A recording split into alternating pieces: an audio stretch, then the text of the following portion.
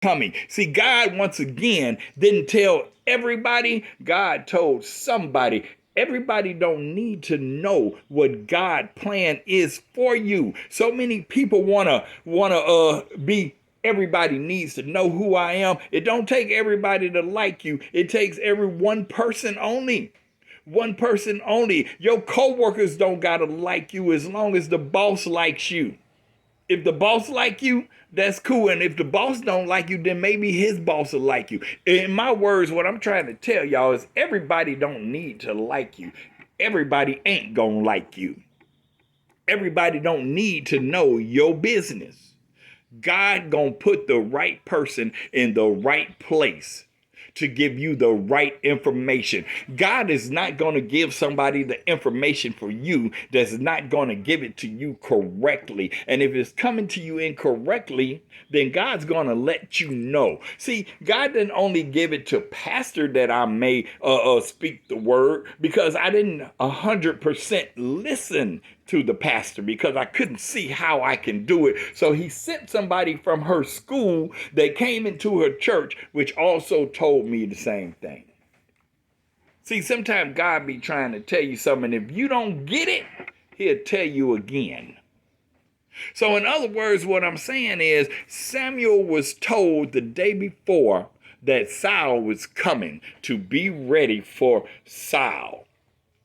It goes on to say, let me read 15 again because that's so important. Now the Lord had told Samuel in his ear.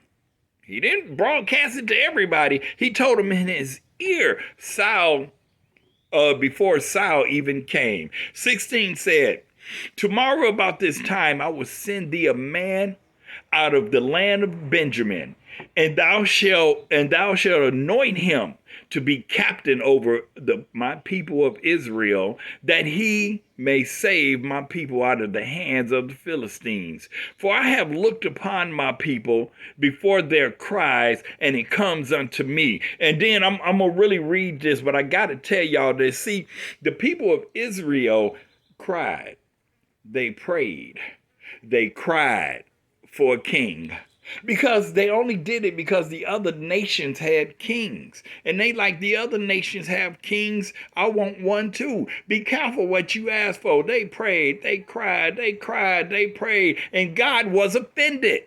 See, they didn't have kings. What they had in Israel at that time was called judges.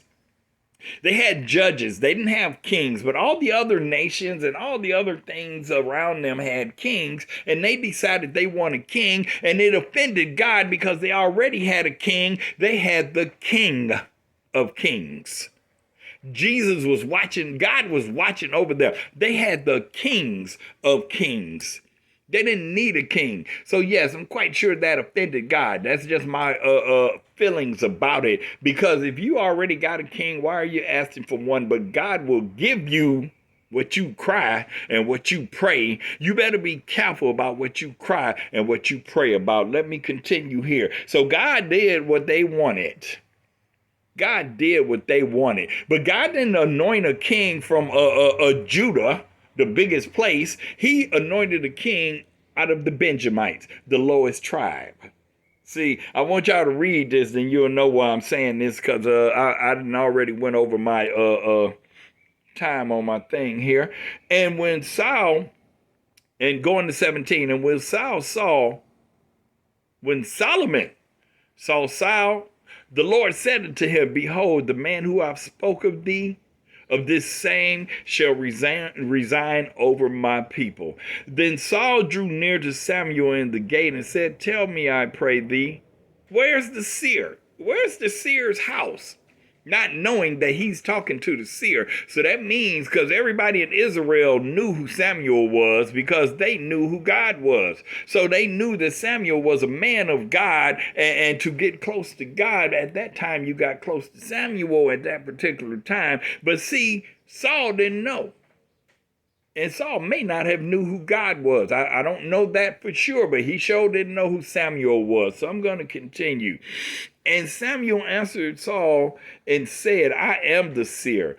Go up before me into the high place, and ye shall eat with me today and tomorrow, and I will let thee go and will tell thee all that is in thy heart. So I'm going to stop right there, and I want y'all to read 1 Samuel chapter 9. So what I'm trying to tell y'all is, see, when God is trying to tell you something, it ain't going to always be pretty. And it ain't always going to be desirable. But what happens when you follow his word and you do what he says, it winds up being pretty. It winds up being desirable. Have you ever had so many things to do and you dreaded doing it, but after you've done it, God has took you through it? I don't know about y'all, but see, God has took me through so many things that I cried and I prayed because I didn't want to do it. So I was just so mad at everything, and I was complaining, and I was really pissed off at the world, and everything happened bad to Richard, and this and that. And then somebody told me, oh, you may not see me again because I have a terminal illness. Yeah. Said you may not see me again, and I just wanted to let you know that I just didn't disappear. I have a terminal illness. Do you know how stupid I felt for complaining and tripping on all these little minor things that's going on in my life? I had to share that with y'all because, see, these things that we cry about and we worried about is somebody else out there going through some things harder. Why should I be crying and worrying about these little things instead of turning them over to God, who put his son was on a cross and died for my sins? Ain't nobody did nothing that bad to me. I'm gonna stop, y'all. Ain't nobody did nothing that bad to me, and ain't no doctor have told me that I'm terminally ill yet. So what am I crying for? What am I crying for? Yeah. Yeah, some things that God asks us to do, y'all, will be undesirable, but trust me, he wants us to do it. It was undesirable leaving that kitchenette that we lived in with 2 plastic bags on my back. It was undesirable, but it took me to the destination that I'm able to talk to you today. Ain't but a few of us on right now, but you know that it's 100 people that will listen to this. It's 100 people that would listen to this. So by me chasing the dragon, finding Bread of Life Church, pastor telling me that I may have a word to spread, that some people are going to hear this word today and they're going to stop complaining because they may know somebody terminally ill too, and they may know some undesirable things that God has asked them to do, and they may go do it. Because God has stopped me from chasing the dragon and took me to a destination. Pastor, I'm going to turn it back over to you. The Holy Spirit has stopped talking in me, and I have nothing else to say. So I'm going to turn it back to you, Pastor.